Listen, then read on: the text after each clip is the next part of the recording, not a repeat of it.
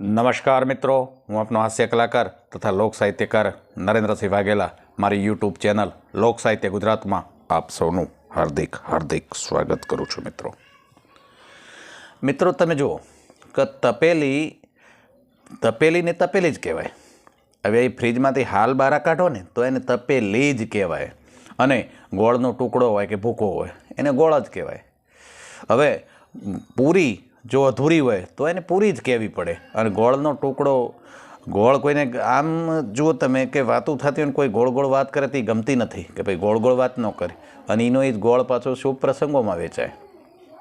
એનો એ જ ગોળ શુભ પ્રસંગોમાં વેચાય. હવે નથી કહેતા કે ભાઈ જૂની કહેવત છે ને કે ફેરવ્યા નિયમ ફરે નહીં, થાતું હોય એમ થાય. ફેરવ્યા નિયમ ફરે નહીં, થાતું હોય એમ થાય. ફૈબાની મૂછો ફૂટે તો એ કાકો તો ન જ કહેવાય. અમારા ડાયરામાં અમે મંજીરાવાળાની ભરતી લગભગ કુંવારાની નથી કરતા, કારણ કે એના ઘીરે મહેમાન જોવા આવે ને વેવિશાળ માટે, એટલે એના મા બાપને પૂછે પહેલાં તો કે દીકરો શું કરે છે, મૂર્તિઓ શું કરે છે, અને મા બાપ કે મંજીરા વગાડે છે, એટલે એના હગા નથી થતા.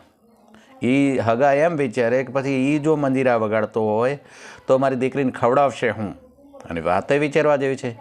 પણ નદી કાંઠે 8-10 માણસનું ટોળું ઊભું હતું અને તબલાની જોડ તણાતી આવતી દેખાણી. એટલે એમાં 2-3 ભગત હતા, એટલે કોઈ ભગતે કીધું કોઈક તો સાહસ કરો, કોઈક તો પાણીમાં ખાબકો, આ તબલાની જોડ તણાતી જાય છે ને આપણે મંડળમાં કામ આવશે. અને ત્યાં એક ભગતે સાહસ કર્યું અને ખાબક્યા પાણીમાં, અને જોડને આમ પકડી અને ઢહડીને બારા લાવ્યા તો ભગતે જોડની હારા બારા નીકળ્યા. એક ભગત જોડ હોતા બાળા આવ્યા. હવે એ બહાર આવ્યા એટલે બધાને ખબર પડી ભગત ડૂબ્યા હતા. કેળમાં બાંધેલી જોડ, તબલાની જોડ કેળમાં બાંધીને ક્યાંક સંતોના હામૈયા કરવા ગયેલા પરગામે. ચોથે ગામે ગયેલા અને નદીના વેણે પરબારા ઉપાડ્યા. હવે પાણી પી ગયેલા અને બેહોશ થઈ ગયેલા તો ગામ લોકોએ ઊંધા ટીંગાડી અને પાણી કાઢી નાખ્યું, અને ભગત બચી ગયા. અને પોરો ખાઈ અને એ ભગત એટલું બોલ્યા હતા ખાડો કોઈ પણ એક કલાનો સહારો હોય ને તો સાહેબ જીવનમાં તરી તો જવાય હો. કોઈક એક કલાનો સહારો જીવનમાં હોય તો ચોક્કસ તરી તો જવાય.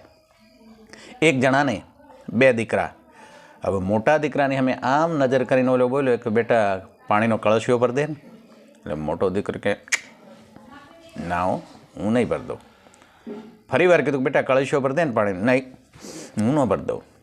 અને નાના દીકરાએ કીધું કે બાપા એ મોટો ભાઈ છે જ એવો, તમે શું એનો વિશ્વાસ કરો, એનો ભરોહો જ ન કરાય. એક કામ કરો, તમે ઊભા થાઓ અને તમે પાણી પીતા આવો અને મારા માટે કળશિયો ભરતા આવો. બોલો લ્યો હવે ક્યાં જાઓ.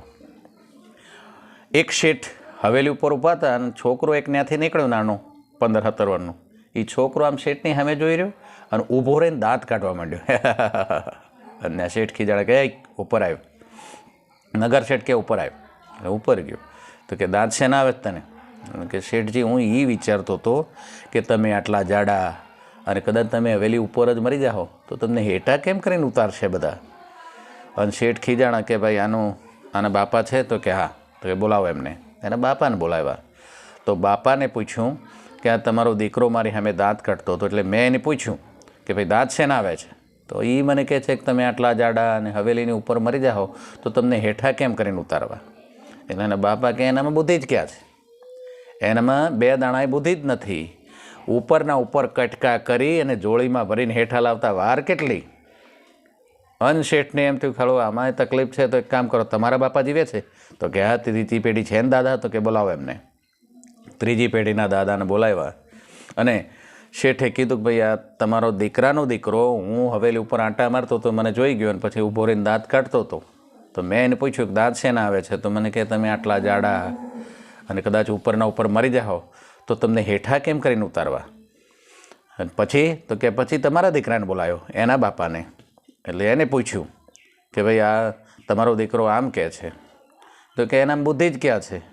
ઉપરથી ન્યા કટકા કરી અને જોળીમાં ભરીને હેઠા લાવતા વાર કેટલી.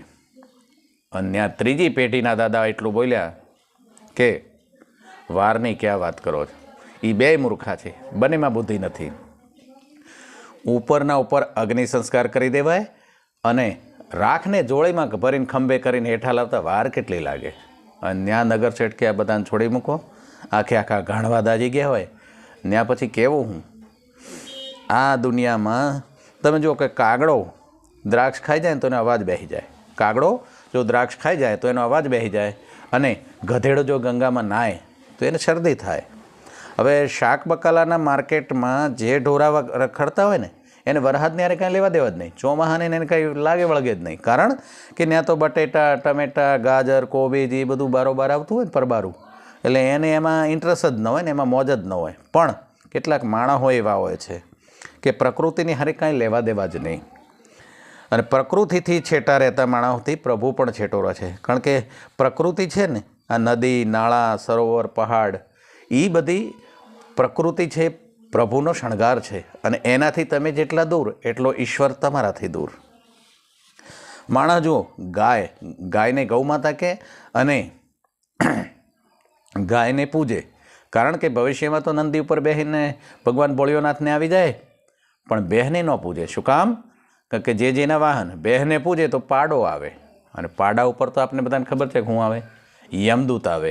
હવે યમદૂતથી માણસ એટલો બધો છેટો રહે છે કે બહેનની પૂજા નથી કરતો. આખી જિંદગી બહેનનું દૂધ ખાવાનું, પણ માં તો ગાયને જ કહેવાની.